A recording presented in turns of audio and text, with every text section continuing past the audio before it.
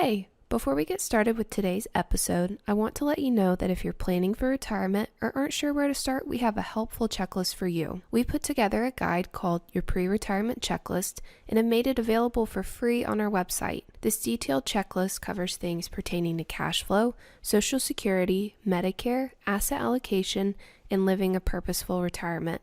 The link to download the checklist is listed in the episode description. Or you can go to wiserinvestor.com, scroll to the bottom, enter your email address, and then you'll have access to your pre-retirement checklist. Thanks for listening. Welcome to the Wiser Retirement Podcast. We believe the best financial advice should always be conflict-free. I'm your host, Casey Smith. Guiding you to financial freedom are my co-hosts, Brad Lyons and Matthews Barnett. Hey, guys. Hi, Casey. How's it going? So today we're going to talk about healthcare and retirement and what options you have. We have a lot of people retiring before 65 now, and there's nothing that I've seen that would push Medicare available to 60-year-olds or even 55-year-olds. So there's a bit of a gap. Like, what do you do between 55 or 60 and Medicare at age 65? And stay tuned, because our next podcast will go into Medicare and all the different parts. So if you're looking for that, wait for next week. But for now, it's a problem that we solve. So in financial planning, we solve for the worst case scenario, which is you go down to Humana or Blue Cross and you just sign up for a plan, right? And that's going to cost a family today about $21,000 a year, Closer to retirement, yeah. Yeah. So now that $21,000 includes your premium. It also includes some copays. We'll give an allowance for copays and certain deductibles. Obviously, like you said, that's present day though, and I think a lot of clients get a little bit of sticker shock when you inflate that out of the future about 5%, which is what healthcare is increasing at currently. So those numbers can get pretty large. Yep. But again, we plan for it. Now, then there's the reality is that do you actually want to pay that much? And so there are some options that you have, maybe not necessarily cheaper options, but maybe better quality options. And we'll kind of outline that. I think number one is, if you're leaving an employer, does your employer offer retiree benefits? That'd be a no-brainer, right? We have a lot of people who work at utilities that we've worked with, and a place like, Cobb EMC or Southern Company, they are covering a lot of retiree benefits. Actually, it's a great benefit. Usually a lot of companies that have pensions, teachers can get that if they've vested long enough. So, but that's still rare for a majority of Americans. Yep. And if you do have that privilege, then you'd put your spouse on there as well. So that's a no-brainer. It's probably cheaper than any other option we could come up with. But again, you're right. Majority of Americans would not have that option. There are a couple of ways to qualify for Medicare. I did not know this until we started prepping for this podcast. There's really three ways. If you're on Social Security disability, and you've been on it for at least 24 months, you can qualify to be on Medicare before age 65. If you have ALS or Lou Gehrig's disease, you qualify, or ESRD, end-stage retinal disease. And as Brad said earlier, you probably wouldn't be able to see the fact that you could qualify, right? Right. Bad joke, Dad. Or Brad. Brad, it's a dad joke.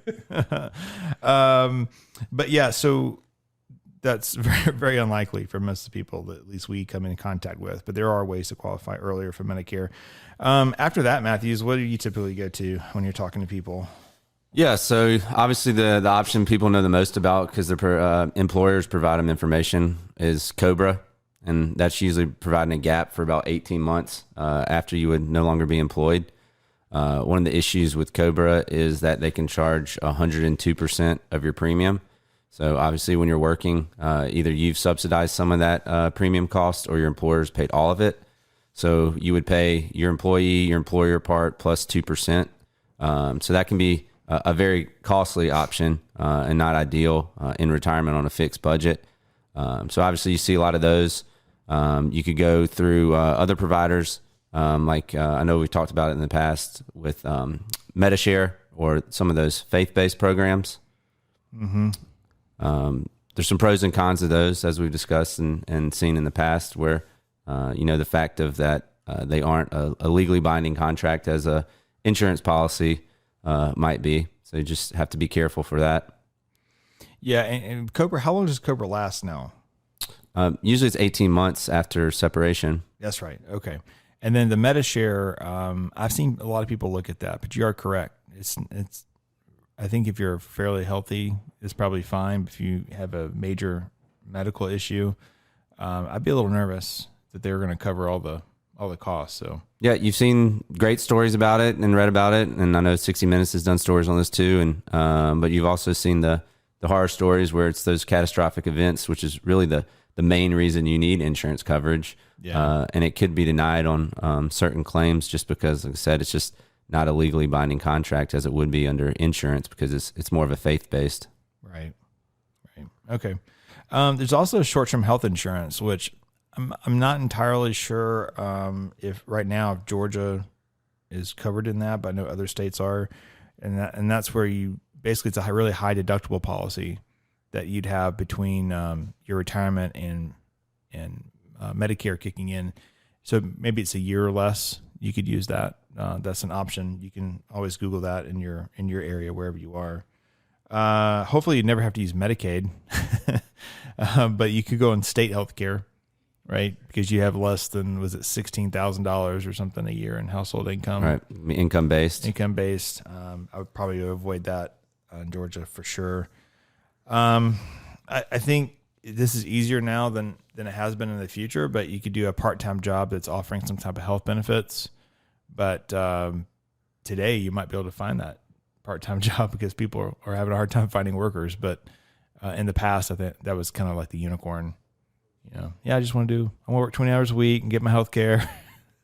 Work remote now, but yeah, from the beach. Yeah, exactly. Might be more options on that front.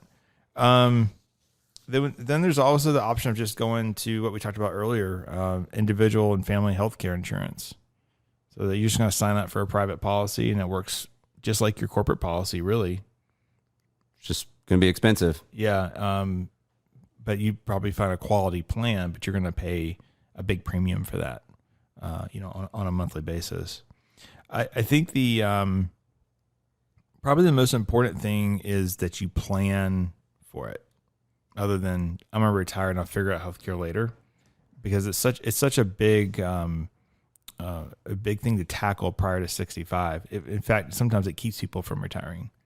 You could do a partial retirement. Maybe one spouse retires, but the other one, then goes on their healthcare.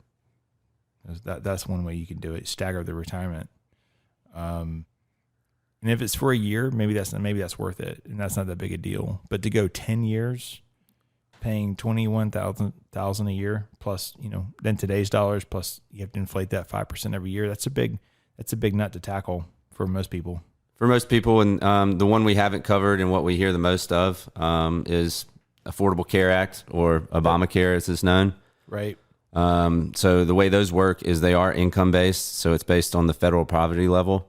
So the only problem is it's based on 100% of the federal poverty level, all the way up to 400% of the poverty level. It's tiered at 150, 200, and then up to 400. But those are income based as well. So if your income was above those limits, you wouldn't get the subsidies. And then when you don't get the subsidies, it's basically the same marketplace as what you would get from a private insurer. So for 2022, a family of two, the premium would be about $18,310, or your income would be $18,310 as 100% minimum federal poverty level. For a family of one, it would be $13,590, and then a family of four would be $27,750. So that would be the minimum of the 100% poverty level. You would get full subsidies from the government, and insurance be extremely inexpensive. But based on that, obviously that's a lower income level there. It can go all the way up to 400% of that. So for a family of two, that would be a modified adjusted gross income of $73,240, which is a little more reasonable for retirees. And that's kind of why it's important to do some income planning in retirement. Make sure we control that income so that they might be able to not only live the way they want, but also get some subsidies to keep their healthcare costs significantly down. The thing to notice is that this is based off modified adjusted gross income. So that's obviously just your adjusted gross income, but then they add in non-taxable interest from other things, as well as the non-taxable portion of Social Security. So you just got to make sure that you're doing the calculations right with modified adjusted gross incomes. A thing that changed last year with 2021 as well as 2022, it used to be based, if you went above that 400% threshold, it was a cliff. So you actually got zero subsidies. With the American Rescue Plan of last year, for last year and this year, if you're above the 400% poverty level, you can still get certain types of subsidies, and the premium's capped at 8.5% of your overall household income. So last year and this year, there are still some benefits for those pre-retirees, even if your income's a little higher. But unless they change that, it would still go back next year to that cliff. So you just got to figure out what your income is, if it makes sense, maybe living off a little bit less those few years right after retirement, pre-65, so that you can get some of those big incentives from the government. In tracking that, you have to be careful. Make sure you don't go over, because there could be income. You could have income from your employer for a partial year if you're retired. Then you do withdrawals from your IRA. That's where maybe pulling from your Roth temporarily, or even living off like savings or a brokerage account would help make sure that you stay underneath those thresholds. What's the do you have the premium? So there's full subsidy, right? And that's pretty low. That's hard to obtain and still be able to live. Right. I mean, yeah, for family two, that's $18,310. Yeah. And then there's some people would pay $30, $40 a month, right? And then there's do you know what the maximum is? It varies by state. If it's silver, bronze, gold plans, and then so obviously each state's different in those thresholds. So it's going to be significantly less than the 20 grand. You might see some families where, like you said, it could be free. Some where it might be similar to what you've been paying through a group coverage just from your employee portion. So that wouldn't be a huge lifestyle change. No, very true. Very true. Well, again, the important thing is that it's planned for, and there's a strategy that goes along with that. And it's difficult because, those are great years if you have lower income to also be doing conversions from your IRA to a Roth. A lot of times we can't do that because we have to focus on keeping healthcare affordable for the retiree. So there's many different options in that case. I think it kind of goes back to savings, right? When you're saving for retirement, by default you probably should put half of your money into pre-tax, half your money into Roth. So when you get into situations like this, you can pull from a different bucket. If you're a high income earner, then maybe you're doing everything pre-tax, but then you have additional money you can save. You put that into a brokerage account.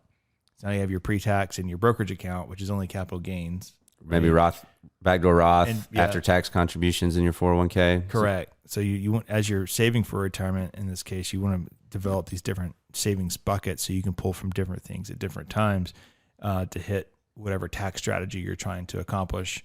And then obviously when you turn, 72, that could be blown up by the RMDs from the IRAs. But at least at the beginning, you're trying to get started.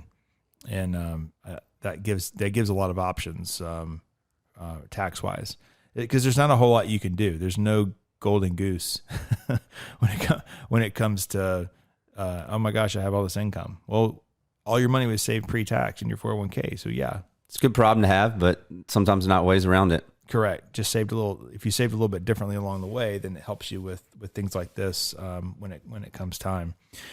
I think that covers all of our healthcare options. I think we covered that pretty well. Minus Medicare, which can be a beast. They don't make that easy. No. Yes. So that's. I think we'll transition into that next week. And anyway, thanks for listening and good conversation, guys. Thank you. Thanks for listening to a Wiser Retirement podcast. We hope you enjoyed today's episode. Make sure to subscribe wherever you're listening, that way you don't miss any new episodes. We would also appreciate if you could leave a rating and review. If you have any questions about anything that was discussed today, head to wiserinvestor.com and reach out.